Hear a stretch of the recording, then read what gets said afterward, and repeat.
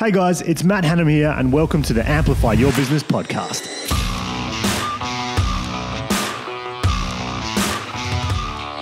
Matt Hanham here on another episode of Amplify Your Business, and I'm very excited to say I'm here with Sophie Budd today. Hello. How are you, Sophie? Really good. That's good. So rather than me do it, I might just throw it to you.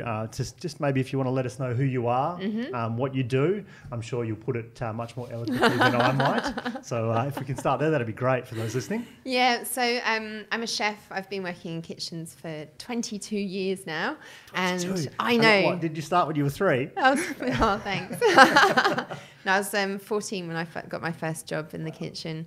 And for the last 7 years, I've been running my business, Taste Buds Cooking Studio. And I teach cooking classes. I do corporate team building, catering, cooking demonstrations, anything to do with food, really. Awesome. Fantastic. Geez, that went so fast, but like 22 years is a long time to be in a kitchen. Obviously there's a clear passion. Yeah. And I think I've seen a lot of people start in kitchens and then move on to other things, and it's clearly a stressful place and a place that only the supremely passionate, stick around and hang on to. How have you sort of seen your career through there evolve in terms of that passion in the kitchen? Yeah.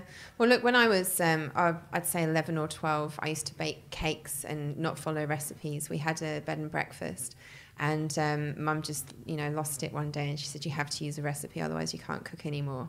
And me and my friend at the time used to do afternoon teas for the guests, and we lived in a tourist area, so we'd charge £2.50 for a cream tea and make scones in the morning. So that's kind of where it began, and from a very foodie family, as in we always ate very well and healthy and big family meals. And then, at 14, I went to get a job in the local pub. And by the time I was 16, the chef had encouraged me to go to catering college. And, school was really horrible. I definitely didn't want to go to do A-levels and go to further sort of, academic education. And back then, being a chef was really what idiots did. It was when I told my family I was going to go to catering college, they're like, "Oh, okay." Not so much my mum and dad, but my extended family. And all my cousins were going to be lawyers and doctors and go to university and get degrees. And I did 2 years at college, and I did a hospitality course, but concentrated most in the kitchen. So how old were you when you did this course, sorry? 16 to 16. 18. So you did leave school early. And we were talking a little bit offline just before about some struggles that you sort of had, I guess, in your teens and shifting around. And how did that play a factor in you wanting to leave school? I mean, it sounds like you moved to a new location, certainly a different type of people, different class of people, and you were mentioning how you were struggling to sort of fit in and you tried to adapt. Did that then help or sort of lead to you wanting to leave school and move on and then start to do something that you enjoyed and loved? Yeah, I think, kind of to cut it short, I was bullied. I went to 7 schools, got bullied at every school. We moved house a lot, and moved from Kent, where I was quite well spoken, and we had lots of money, to Cornwall, where they talk very differently, and tried to fit into to that.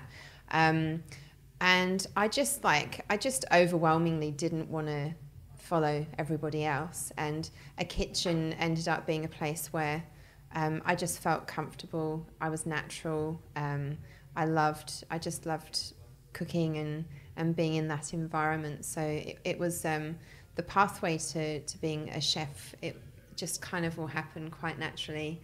And when the chef that I was working with, James, he was like, "You're actually quite good." And I was like, "Oh my God, I'm good at something," because I wasn't good at maths and I wasn't good at anything at school. And when someone tells you you're good at something and that you've got a natural talent, you kind of, at that young age, it's pretty cool. Awesome. So Taste Buds now, your business effectively is a place where you run some corporate events, I mean, from a catering perspective, but also that you do cooking classes in school, and you also work with kids, etc. And I guess that's what you've been working on for the last few years at least. What does your vision look like, and where are you looking to take Taste Buds over the next 4 to 5 years? Yeah, good question. Because I do so many different things. Over the last year, I've really been looking at where is my real passion, and it is. I love catering. It's great fun. I've done some amazing gigs, and it's really great. But the team building is something that, when I talk about it, it does sort of bring me to tears a little bit, because the format of what I'm doing is we use rescued fruit and vegetables from Food Rescue, which is a local non-for-profit. Yep. Corporates come together and they get a mystery box and, all the larger ingredients, 2 hours competition style to cook. And then sit down and eat, BYO drinks, and then the rest of the food gets packaged up and taken to charity. So it ticks so many boxes, and it's so funny having a group come in. I had a team of 98 a few weeks ago, and I have Higher Persody Farm set up the whole thing. And everyone's in a different space, like excited, dreading it, like looking at me going, oh my God. 2 hours later, everyone's just like had the best time. Teams work in ways they don't work in the workplace, and people rise up who wouldn't normally. And the competition is great. Like, people, all the different teams competing against each other. I love being able to kind of manage big groups of people cooking. I thrive on it. It's chaotic, making sure that stuff's not getting burnt and it's edible as well, and then being able to use that food that's already was going to be thrown out anyway.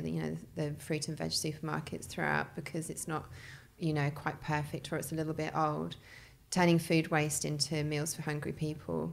And, when I have teams at my studio, I take the food down to Tranby House, which is on Aberdeen Street, and they have about 200 homeless people go there every day.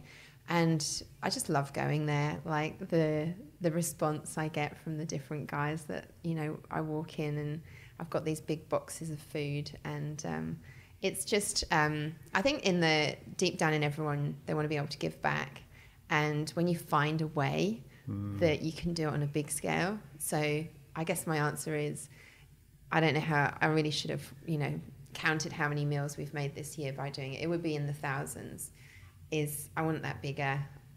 My big vision is that in every city around the world, you can have corporates cook food waste and turn it into meals for hungry people. So, that's the big pie in the sky.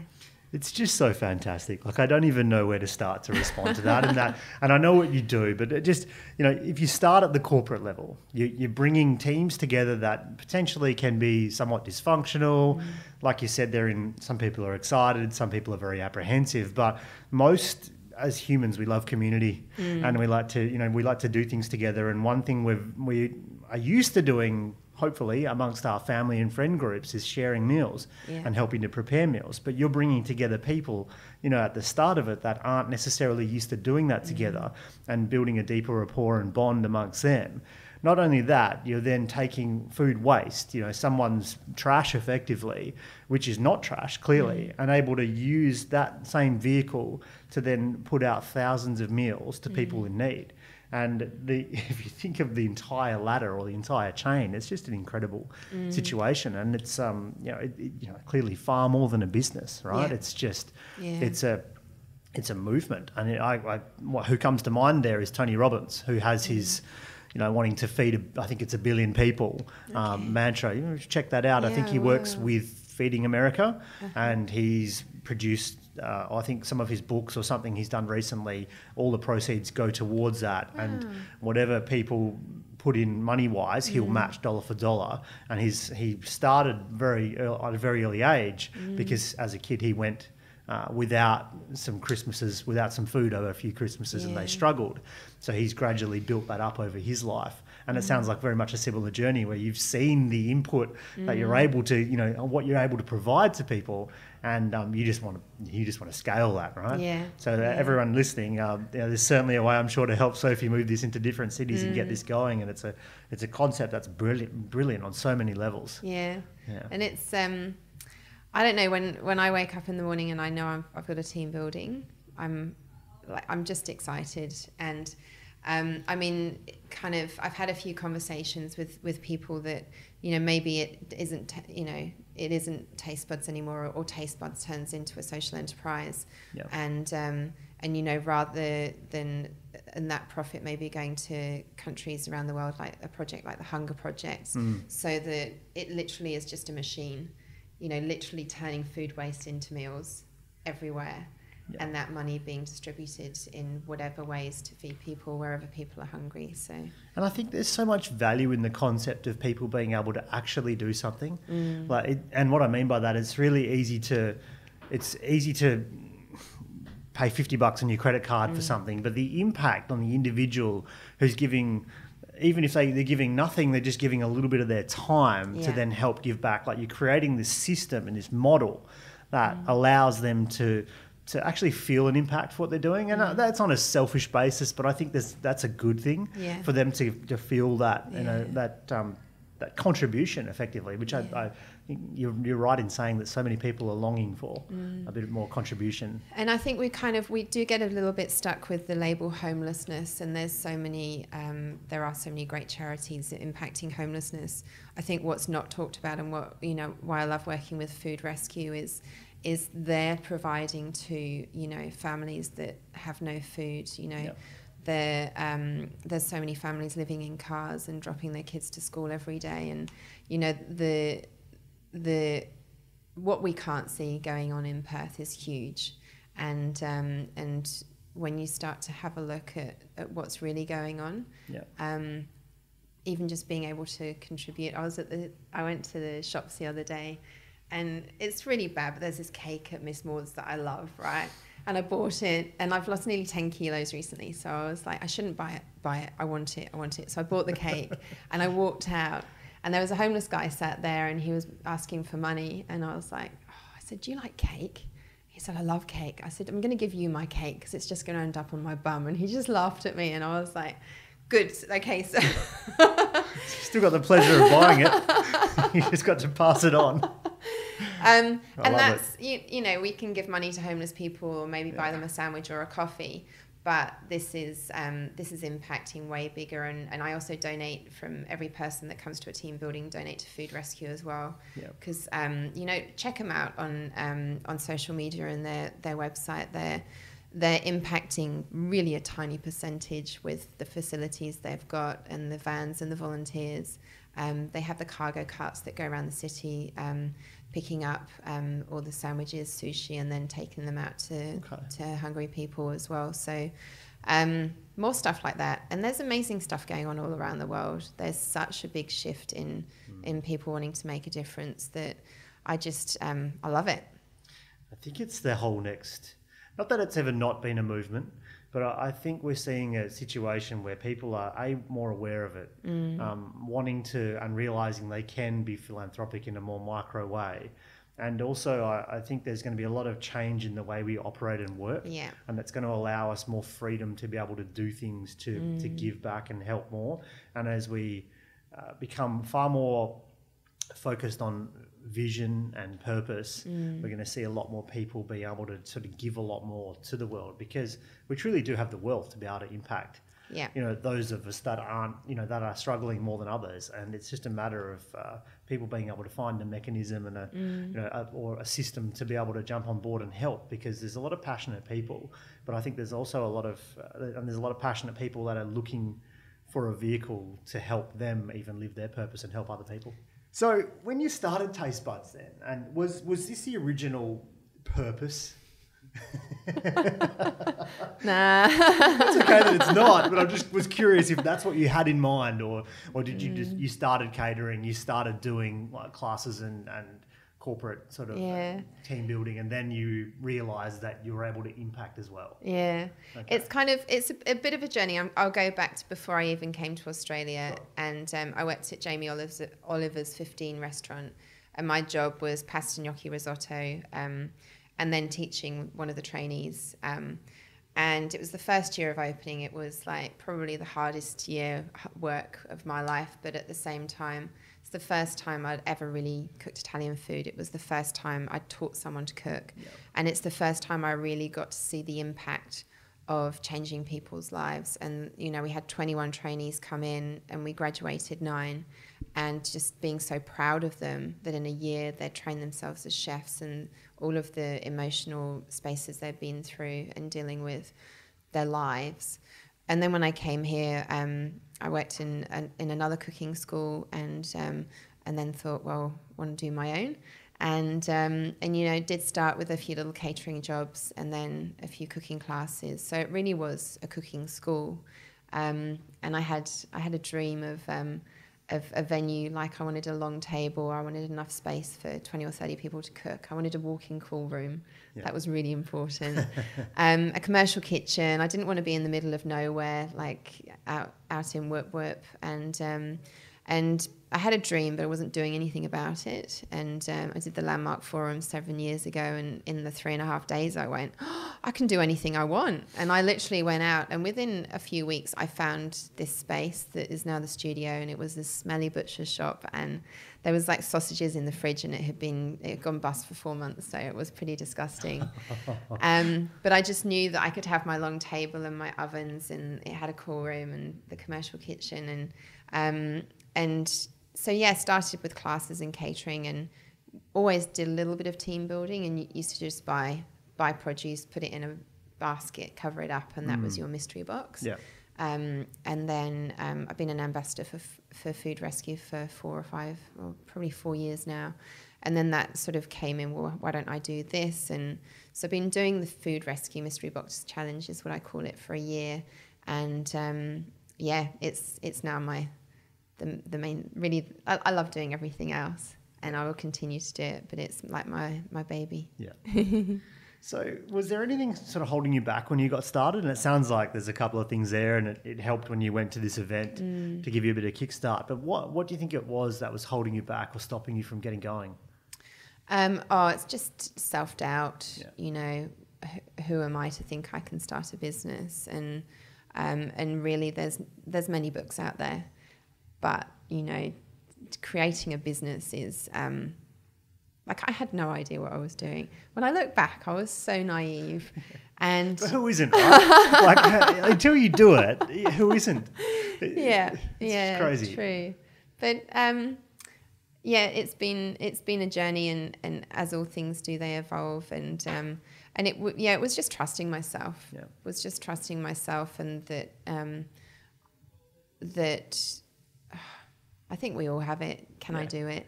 Oh, of course. So what do you think, like, if I can trigger, what do you think gave you the permission?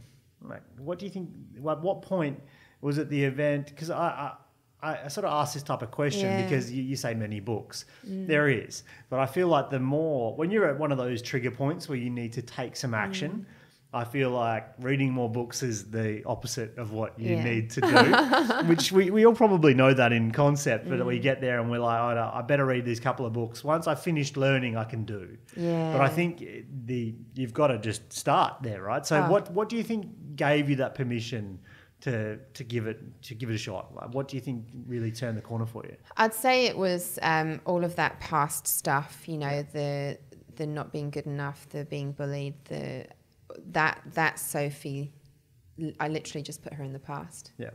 And well, who am I? What do I want? I want this dream. And I was crazy.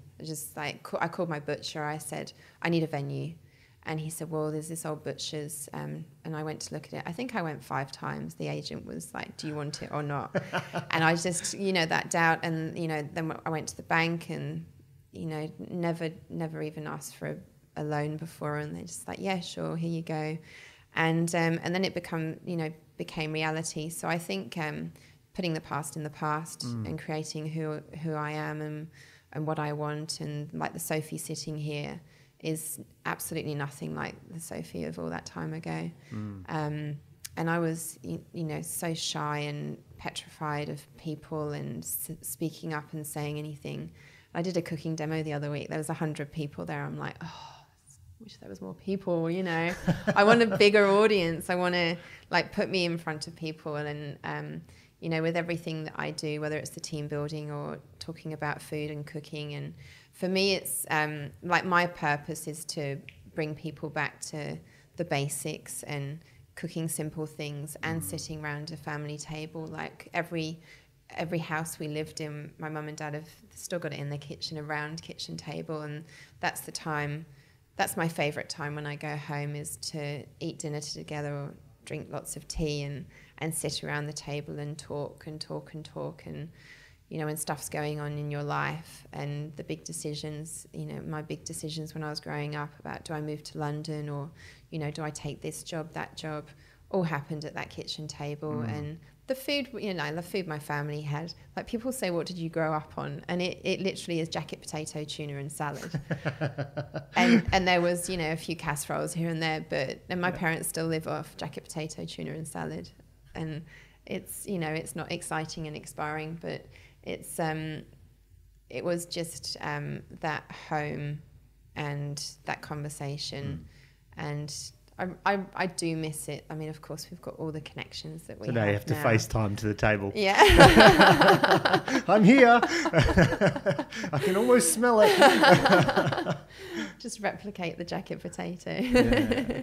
I think that was, I was wondering whether there was, you know, obviously from the UK and now have travelled a little bit and land in Perth. I wondered if there was do I want to start this business here? I was, you know, if there was other things that sort of held you back from getting going as well, maybe that other uncertainty. And because you're embarking on a whole new thing as well. It's like what people don't realise is just because you might be good at cooking or you might be a great architect, flipping the switch and starting a business means you do that a little bit and then you do all this other stuff that you've never done before, and you have to like launch yourself into there. So it sort of leads me to my next question. Like, what do you think is one of the bigger challenges, or what's the biggest challenge that you've faced whilst then running Taste Buds? We kind of, you know, mentioned this earlier. I think money, you know, my money beliefs, looking into that, and like I'm a good chef. I'm good in the kitchen. I know where my strengths are, and numbers, like spreadsheets, you may as well, if you show me a spreadsheet, I'll just cry. In fact, I did the other weekend, you know, got my spreadsheet out and went, whoa, you know, give me graphs and pictures and I understand it.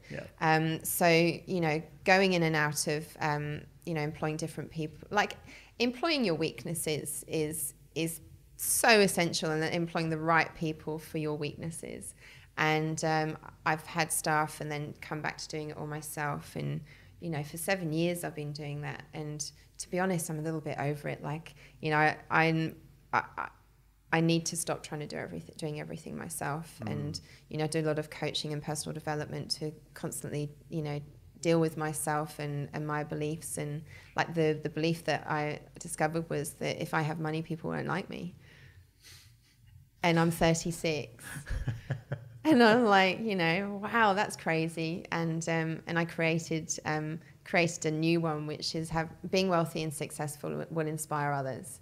And that's what I say to myself every day now, because, you know, having money and no friends is not very empowering. And when you have a purpose and you want to take you know, a methodology around, which is a good thing, it's very charitable, it's very very philanthropic. You can't do it if you can't eat yourself. You know, and you need to be able to do that. And you know, certainly money beliefs are very very interesting, because a lot of having money and wealth is really about just habits, and it's not about how much people do earn or not. And if you keep saying that to yourself, when you do have it, you'll find a way to move it on, I suppose, and you'll always be in that space. And that yo-yo I've done a few times at myself, and I do understand that. And it comes down to when you then do, I guess, hire people. Have you got a good system in place to try and get the right people, or are you? You know, often I think we're chasing our immediate issue, which is not necessarily the people that we need to add to the team. We're looking to fill a gap for something, and it's unfortunately short term, and it's something that can go a little bit wrong. But yeah, look, I just want to change gears a little bit. What's something outside of work that people might not know about you? People know I love my dog. Spend a lot of time taking him to the beach. What do they not know about me? I actually love sailing. I don't sail much. Yeah, my dad's a skipper and grew up on the water. And I have, like I kind of say, I don't really know how to sail because I can't remember all the names of all the ropes, and Dad would shout, pull and I'm going, the red one or the blue one or the yellow one. Yeah. So I love being on the water.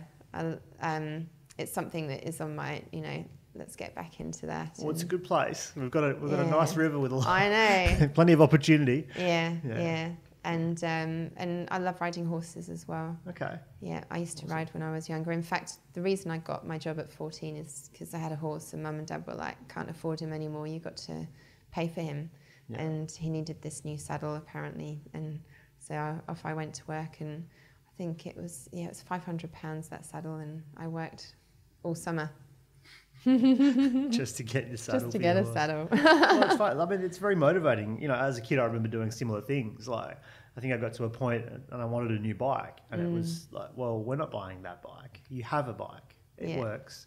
I know you want this good one, and we understand why, but go and do something and figure it out. Yeah. And it's actually a good starting point, isn't it? That you're almost learning a lot of responsibility and other things at an early age, and the value, because you're looking at the hard work that needs to go in to achieve the thing that you want, right? Yeah, really cool. Okay, so sailing and horse riding, not together, but no. Really cool. So I hear that you spent some time on Roger Taylor's sailboat, just to segue straight from the sailing boat. But so for anyone that doesn't know, Roger Taylor's the drummer from Queen. Yeah. And obviously enjoyed sailing, and somehow you ended up on his boat. Tell me about that experience. So I think I was about 19, and my brother had just got back from America because the whole family is quite boaty, and he was a deckhand on Steven Spielberg's boat. Okay. And he was telling me all these stories, and I was like, wow, I want to do that. And Tiger Lily is Roger's boat, and it's kept in Falmouth, which is where I'm from, and someone knew the skipper, and I don't know, maybe I just phoned him and said, I'm a chef at 19, like, oh my God, I was again naive. And he said, well, if you want to get into the industry, we're going from Cornwall to Mallorca. It's a 10-day delivery. You're welcome to come and cook and see if it's something that you want to do. And so I stocked up the boat, and we actually motored most of the way, which was a little bit crap because it's a 125-foot schooner, like the most amazing boat. But the best bit for me, I mean, I met Roger and cooked for him and his friends, which was mostly stunning blonde women. His friends, inverted commas. But the best bit for me was we went out for a test sail with the riggers, and so and it was like, as we say in Cornwall, blowing a hoolie, like really, really windy. And they said, oh, you can stay here. I was like, nah, can I go?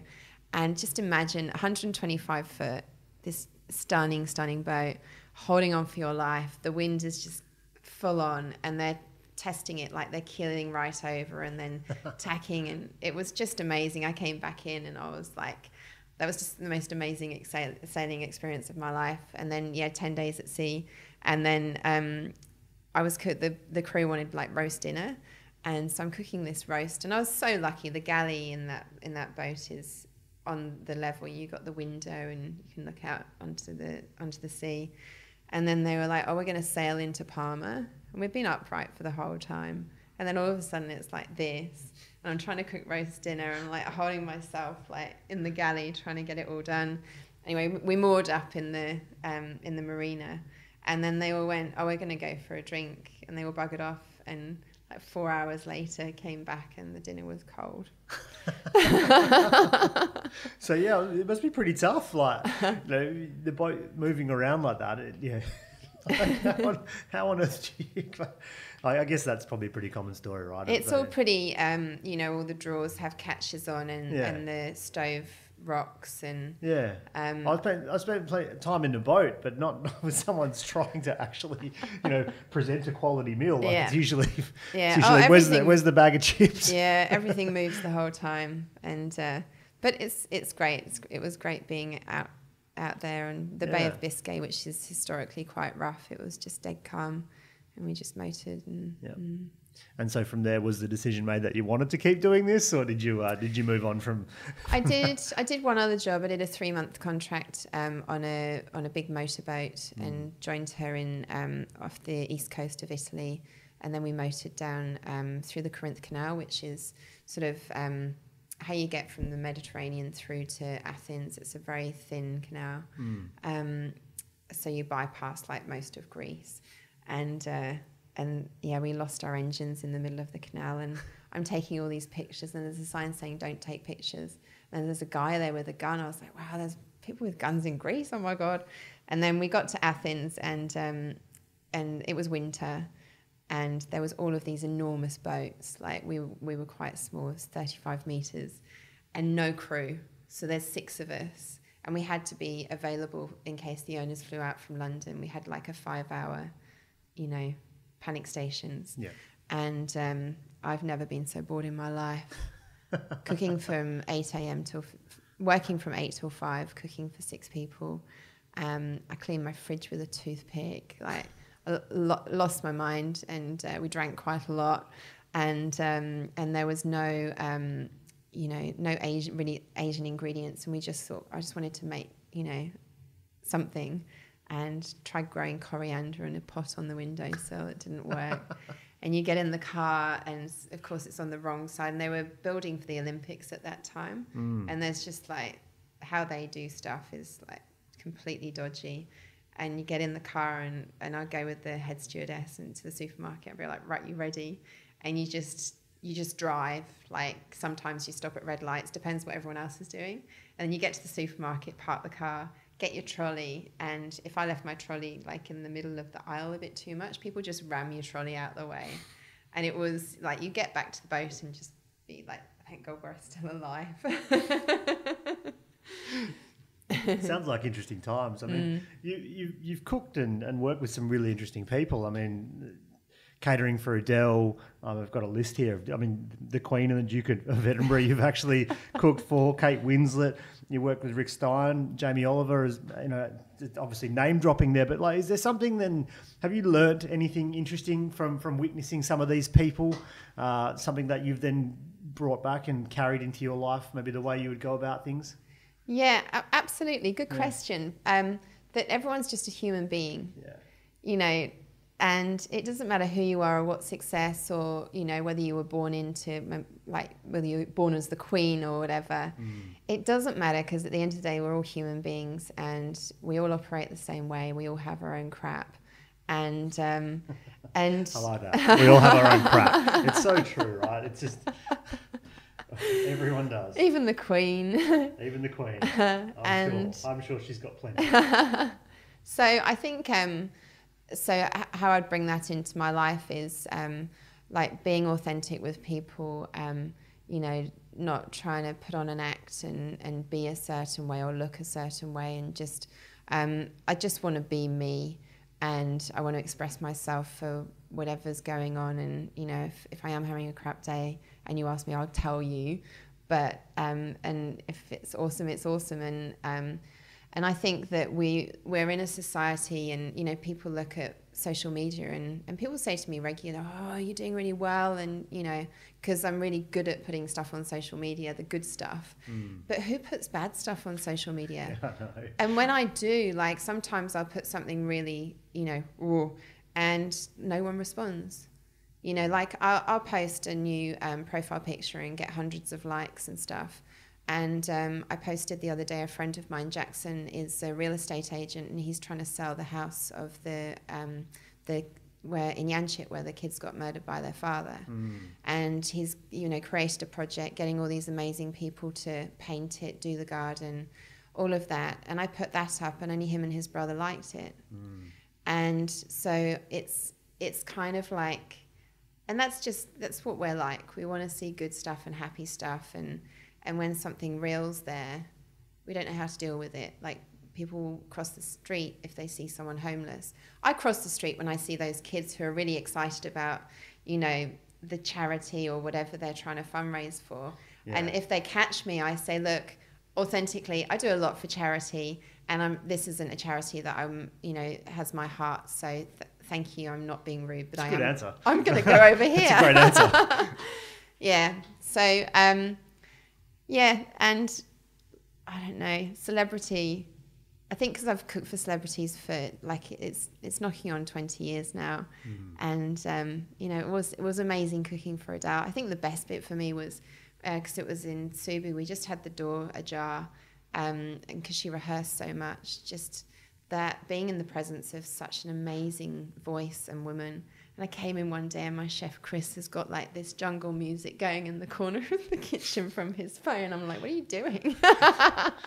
Turn that it's garbage Adele. off. Yeah, cool, really cool. And I think, yeah, it's easy to forget, and social media is the same thing. Like, we're all still people. And a lot of people, you know, I think a lot of people complain that we only put the good stuff out there, but people aren't necessarily comfortable with sharing the bad stuff, and it's not necessarily a problem. It's just when certain people look up and aspire to certain celebrity and sort of forget that they're still a human. They still have other, you know, they have their own crap, like you say. Yeah. We all do. And that could be in any walk of life. They're just well known, and people are looking at them, which is even part of their own crap too. At times, is dealing with the fact that they can't do anything without it being watched. Yeah. Exactly. Yeah. And I mean, there's so much available for us to watch and see, and you know, like I love watching Will Smith, any of his interviews, just because he's just his ethic and how he is and how truthful he is about his life and stuff. You know, you come across the people that when you're inspired by someone is because you see something in them that you want. And, you know, we are bombarded like with stuff, and you can spend hours and hours watching videos on Facebook and stuff. And it's funny because my mum's always been alternative, like, you know, we never had white sugar or white bread, and, you know, from a very young age we were very healthy. And so I was brought up with that, but God, I rebelled against it. I was like, nah, I'm not going to do that. And, you know, it's funny, she sends me all of these links, and she's really into Sadhguru, the you know, Indian guru guy. And for about a year, I'm like, nah, it's not my thing. I started watching him the other day. I'm like, wow, this dude's awesome. He literally, how he speaks to people and laughs, and people ask him a question, he just laughs at them and goes, what do you think? And people answer their own questions, like, because some of the questions we have are so ridiculous. Yeah. And if you just stop for a minute and look inside and go, what's my gut say? What do I really think about that? What choice am I going to make? Then there's power there. Comes back to that permission thing I sort of mentioned before. I think for the most part, people can answer most of their questions themselves. I mean, at times you are seeking knowledge, but often it's just advice, and it comes back to that human and that community aspect, and that you're just looking to get someone's opinion who maybe appears to be more relevant because they're more well known in a lot of ways. But everyone's on their own journey and have different insights into that. And they're looking for someone to give them permission on it. The amount of times you go to an event or otherwise and you see people ask just the craziest question, and then virtually whilst they're asking the question, they answer themselves anyway. And they're like, so what's the answer? And they're like, well, there it is. You just answered it for me. So yeah, super interesting. So how do you use social media as an outlet to market your business? Does it work? Yeah, I wouldn't say I'm awesome at it. I think, I do a lot of Instagram. I love Instagram. It's kind and food is a nice marriage. Yeah, it's good. And, you know, it's funny, I have friends that say, you don't like my stuff on Facebook. And I'm like, I don't actually spend time on there. I post stuff, and I post stuff on my page, and I do a few little boosts for classes and dinners and stuff. Okay. But I'd say for me, it's I'm probably one of the very few people with a license to take photos of their dinner. And you're lucky. Most people don't have an excuse. They just like to do it. And also I think it's great to support other businesses. And, you know, my friend cooked me dinner last night. Oh my God. I texted him and I said, I was going to bring something. He said, oh, no, this is the menu. So he made a watermelon and feta salad with vinacotto. He's got he's got the most amazing back garden, wood-fired oven. Wow. And his business is wood-fired, wood-fired catering. And we had abalone with broad beans and mushrooms. And then he did, it wasn't marron, it was, my God, what's the one that comes from the sea? Crayfish. Right. Crayfish with saffron and salt, and then roasted white sweet potatoes, and then this beautiful chocolate dessert. And I'm like taking pictures. I haven't done it yet, but I'm going to like put it on Instagram, and, you know, because I want to promote his company, because he does such amazing stuff. So and in Perth, that's why I love Perth, is there's just so much. I've got your back. Yeah. And, you know, when I got here 10 years ago, I just saw opportunity. I remember going to a chef agency on Angove Street, and I walked out. I was like, man, there's no cafes anywhere. What is this place? And now it's like, you know, it is just cafes. Yeah. And, when I got here, there were so many things. And I think, apart from falling in love with it, the moment I got here, I thought, wow, if I'm going to do anything, this is where it's going to be. And I'm so glad that I stayed. And starting from scratch. And I knew one person here when I got here, Leah. Went to school with her when I was 8. Fantastic. And she'd been here for a while? Yeah, she'd been living here a few years, and she picked me up from the airport. It was May the 5th, 2008, in a ute. She called Butte the Ute. And drove down past... Very Australian. Yeah. Past the brewery, along the river. Yeah. And I just went, where am I? What is this? And I lived in Sydney for a while and was like, oh, it's just like a hot London, really, because everyone's all busy. Yeah. And made friends instantly. And I actually sat on my mum and dad's couch. I was home about 6 to 8 weeks ago, and because everyone always asks, when am I going home? And I just said to them, like, I love coming home and I love Cornwall, but I don't belong here. I just don't belong here anymore. I belong there, and I go home quite a lot and see my family. But Perth's home, and, you know, especially in not the weather the last couple of days. But No, but, you know, we can handle a few rough days, you know. Yeah. It's so is the weather? Is that a big part of it, you think, or just the people, the size of the city? What is it that you? Do you know what? It's everything. I love the summer. I don't like winter at all. Get a bit grumpy when it's too cold. Everyone, like I said, everyone's got your back. There's so much people sharing experiences, and especially in business, like the power of small business in Perth is incredible. And also for me, the produce. It was crazy to me that we had such a huge growing region. And, you know, you've got truffles. It's like, what truffles in Australia? Truffles and potatoes and, you know, all of that great southern stuff. Yeah. And then you've got Kununurra with chickpeas and watermelons and quinoa. It's like, it's just amazing. And I love going to, did I say Kununurra or Carnarvon? I said Carnarvon, I think. I meant Kununurra, but I love Carnarvon and going up there. I've got some friends up there, and just the abundance of amazing produce that we have. Very different climates, you know, what we're able to produce and bring to our city as the conduit. Yeah, that's right. So, something I've never really considered, but I guess I take that for granted. Yeah. And we can always get a very broad range of local produce. So it's obviously everything that you like then. A lot of people say the weather, but it seems like more than that. So I guess part of that is lifestyle, and I wanted to lead into the question, how do you sort of structure your week then? And I guess coming from, the reason why I ask as well is coming from that food industry, chef space, it can be pretty brutal on the hours.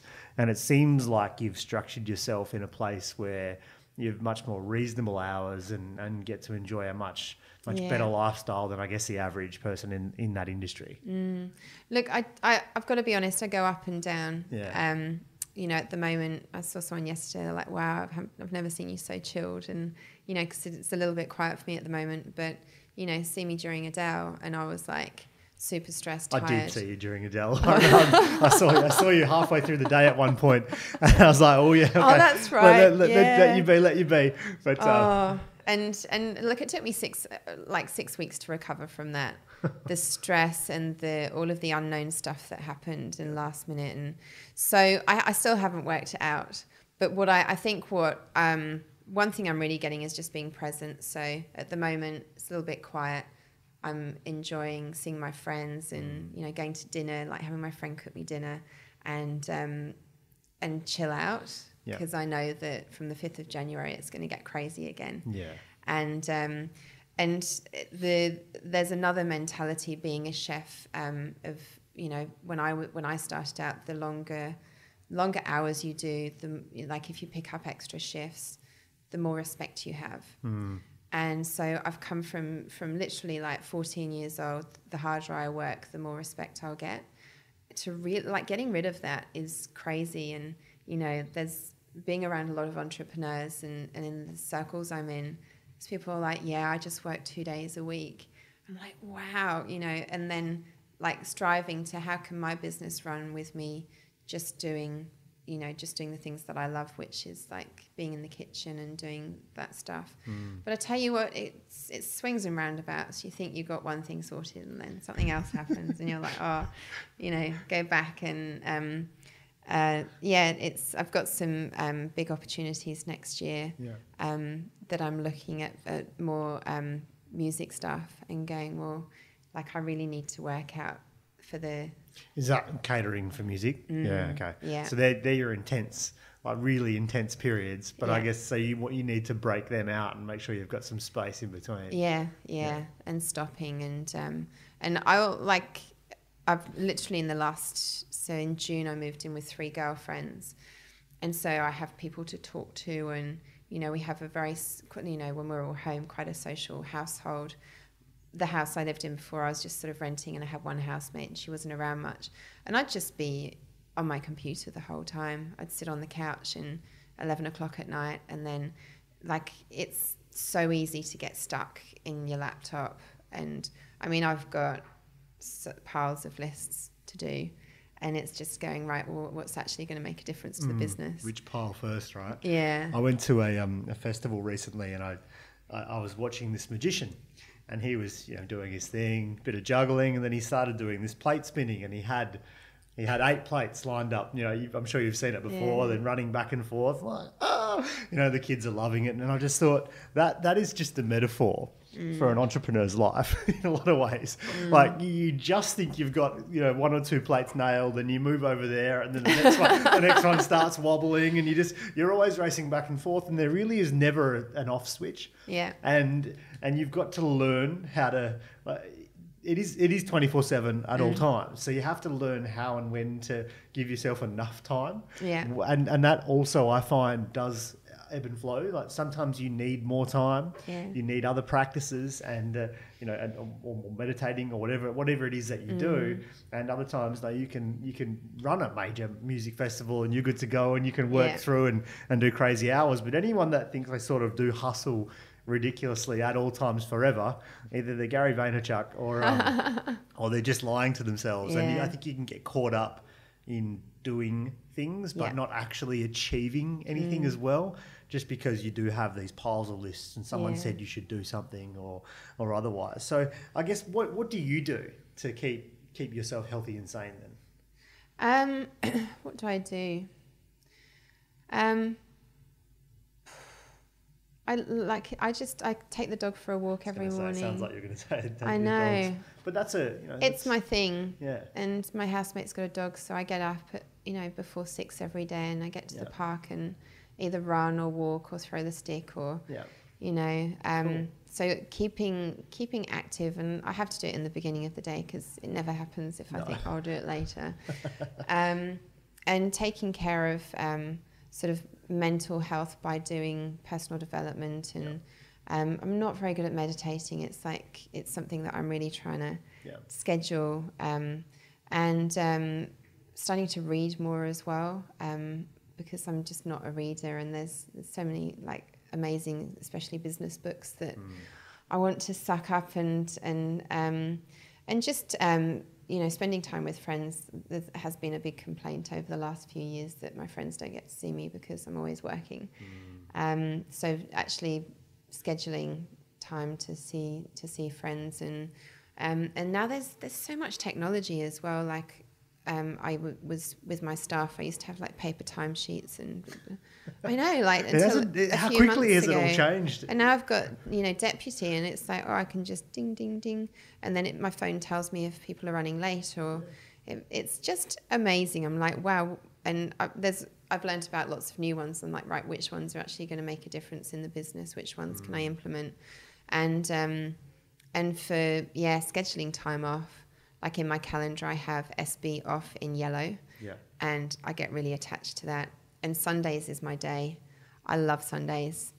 I generally can't sleep past 7, but it's good to just sort of lie in bed and just not have a phone call or anything to do. And then sort of by the afternoon, I'm like, I love emailing people on Sundays because no one replies. And then I'll go and hammer out 20 emails and know that they're not going to get back to me for a few days. So the catch up. Yeah.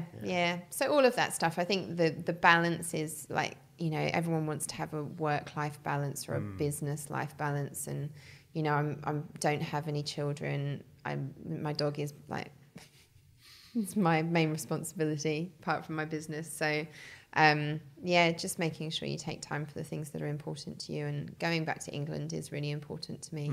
Like 2 years ago, we had a lot of stuff happen in the family, and we're now so close and connected, and it's amazing. And I've got 2 nieces, so that's important to go back. And when I'm there, to be present with them and spend time with them. How often do you get back? Once a year generally, but sometimes I'll sneak in another one. And I think that's it really. Working out what's important to you.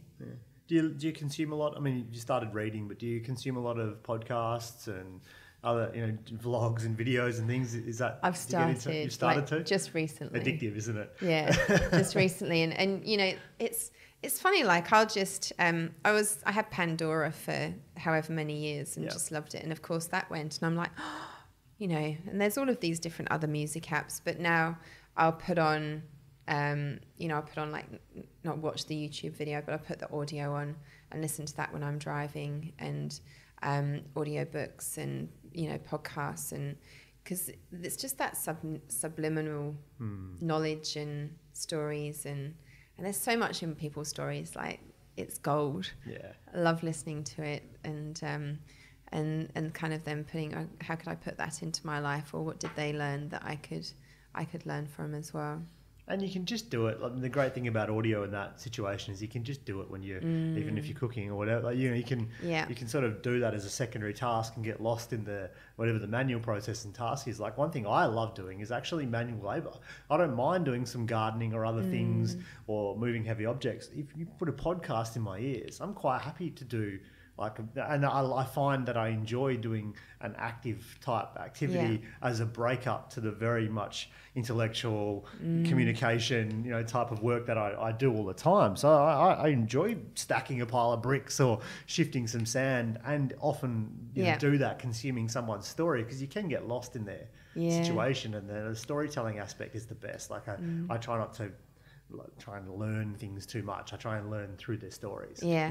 Which is really cool. Absolutely. So if you're getting into books, what if you had to take one book into solitary confinement for 12 months, what would that book be? Oh my God. This really shows how little I read. That's okay. Like what book would hold you together? What would you want to keep reading? I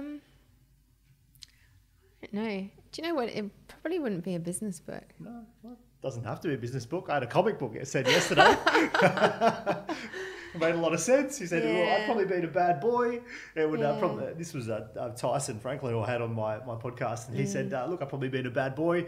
I probably need to reconsider it, but I probably need to cheer myself up as well. And I'd probably take a comic book in. Yeah, true. Do you know, it'd probably be an autobiography.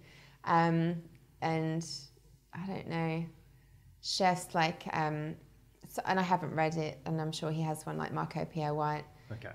Someone who's like had the biggest life journey and would have a million stories to tell about it.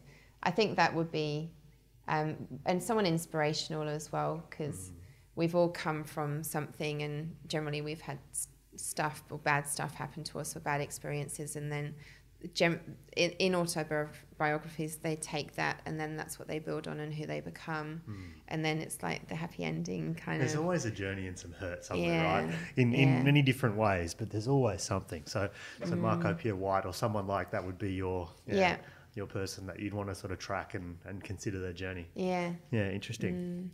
So what's your favourite Disney movie? Oh my god. Not prepared. Disney. Oh, no one's prepared. My friends actually laugh at me because I don't watch any. They're all going on about Moana and stuff like that, and I wouldn't know. Disney movie. Oh, reel some off for me. Oh, we can go right back. I mean, from Mary Poppins to Lion King to Pocahontas to the few that jump into my mind. There's many. Yeah. They all have a lot of stories to tell, right? I mean, I guess having a 5 and a 3-year-old, I sort of get to rewatch some of these things, and it's like, wow, there's some incredible stories that are being, and values which are being set into a lot of these movies. So that, I mean, there's many, but I guess I loved The Wizard of Oz. Wizard of Oz. Yeah, that kind of, I love that magical kind of dream world kind of stuff. Yeah. Okay, cool. Yeah, it's very interesting, and it's funny when I hear people's responses. It always makes a lot of sense, you know. And you hear like, I can see that. I can see why, whether they're a fairly humorous type person and they've leaned more on, a Toy Story or something like that, or but there's always a value, set of values and stories in there that come through. So I like it. It's an interesting question. But how about on your phone? What's an interesting or unusual app that you might have on your phone that people might find interesting? I have, it's called My Essentials or something. It's an essential oil. Like you put in a symptom or an emotion and it tells you which essential oils to use. Right. Or you put the essential oil in and it tells you what it's good for. Okay. Because I'm a little bit of an essential oil freak. Yeah, I don't know much about essential oils. So so they've got an app, and if you're feeling a symptom or otherwise, you pop the symptom in and it tells you which oil. So do you have like a set of oils that you... I've got all the oils. Do you normally buy them in sets? Like, is that how that works, or? Yeah, I do. I use doTERRA, and that's kind of like you buy them over time, and it's kind of... and then they have blends, which are kind of... I wear as perfume as well. And it's a bit of a gross story, but I'm going to tell you. Like, my mum used essential oils for years, and I just think you put them in a burner and they smell nice. Yeah. And on my feet, I had, like in England, we call them verrucas, really painful. And I had them for 10 years, and I've been to the doctor. I had them frozen, and nothing had worked. And someone said, use oregano oil. I went, oregano oil? What is that? And so I got some, and within a week, that all disappeared. Right. And I went, wow. And of course, being brought up by my mum, I know that this stuff works, but I literally had to see it for myself. And I went, oh my God, this is amazing. And like I put oils on my dog. Sometimes he's got his buddy Stu that they hang out all day, but when I've lived and he hasn't had a mate, to hang out with during the day, if I've got a big day at work, put like a bandana on him and put some lavender and he just gets all chilled out and lies in the corner. I love it.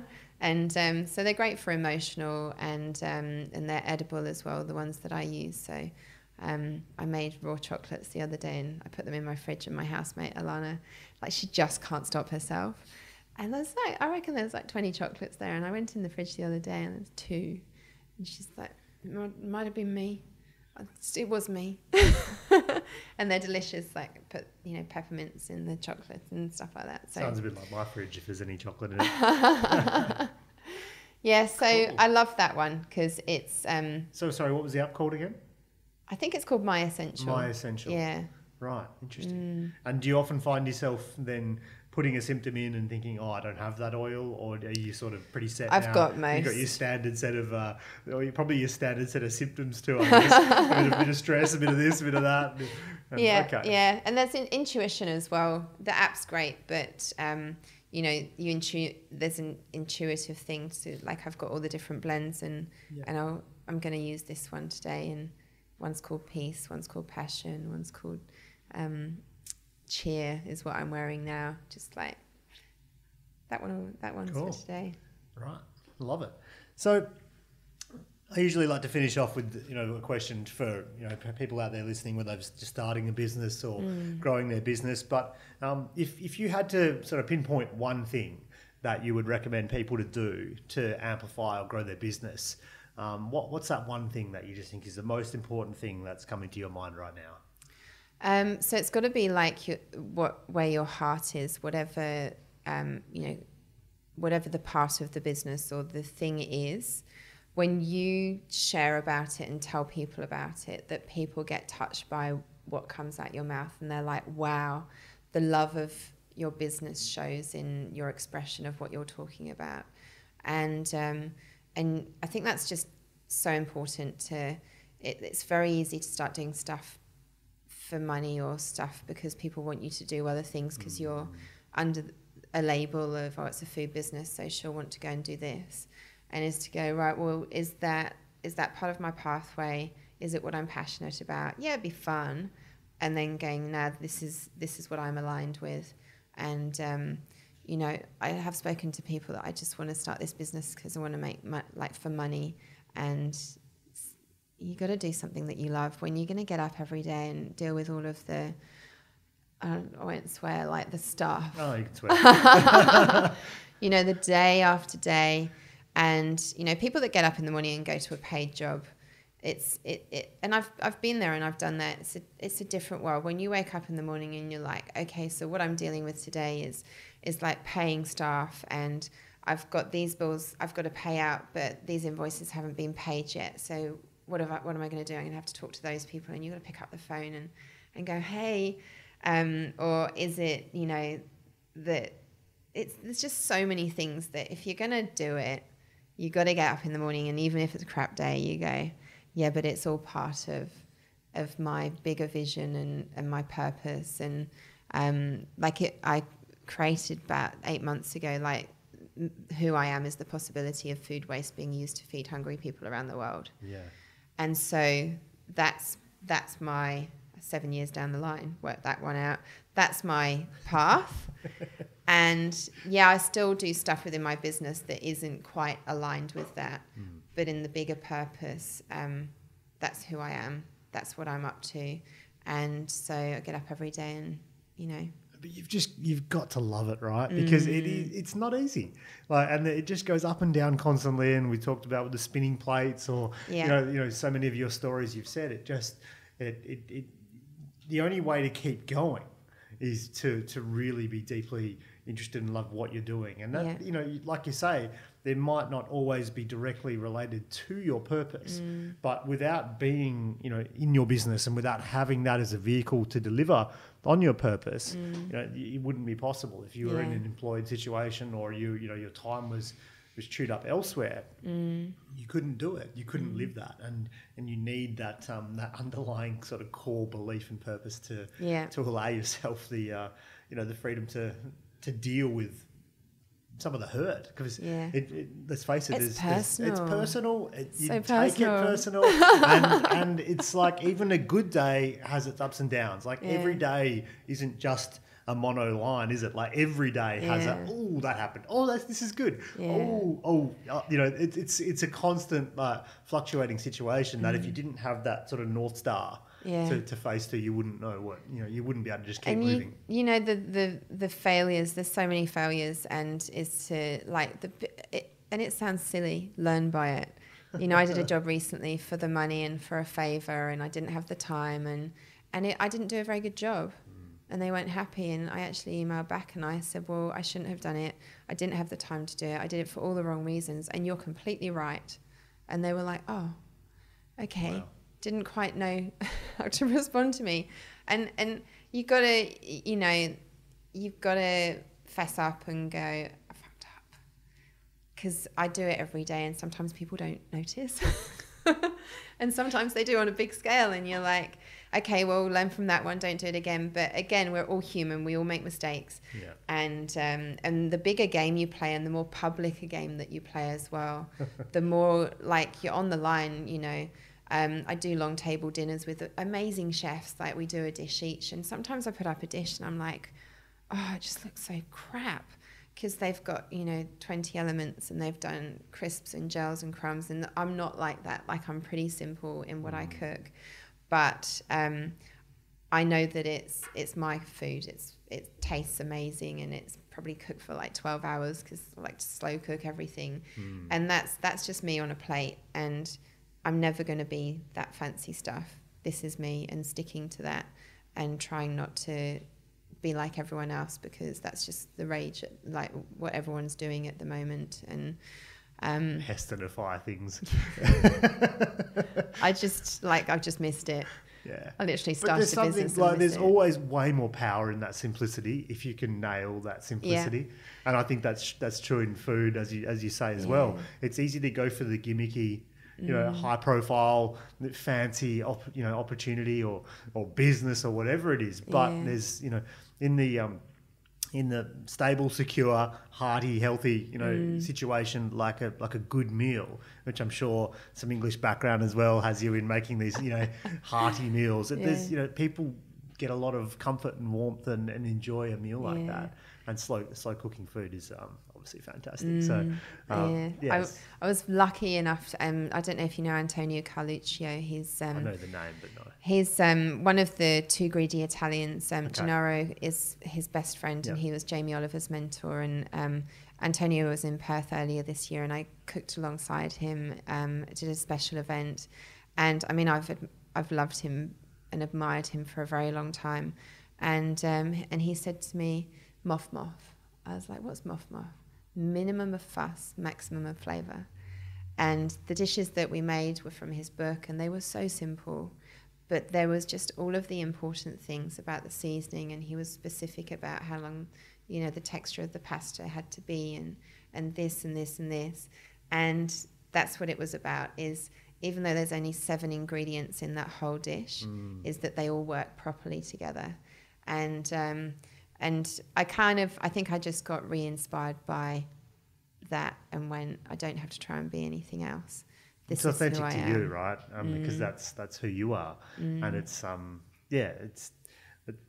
obviously a nice thing to just have that memory jogged by someone that you consider, or someone you've looked up to for so long, just to say, look, this is how it's really done. This is more of a long-term play.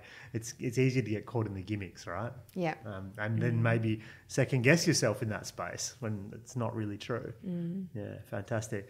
Well, thanks so much for being here. Thank you. So I'm going to wrap it up now. But where can people find out about you?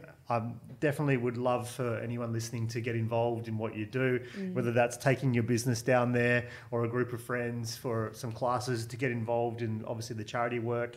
And what you do, if people can help out with their time. I know there's a few ways they can get involved. Heaps. So share us your socials, tell us the websites to go to, and hopefully some people can get in touch. Yeah, well, the website's tastebuds.com.au. Yep.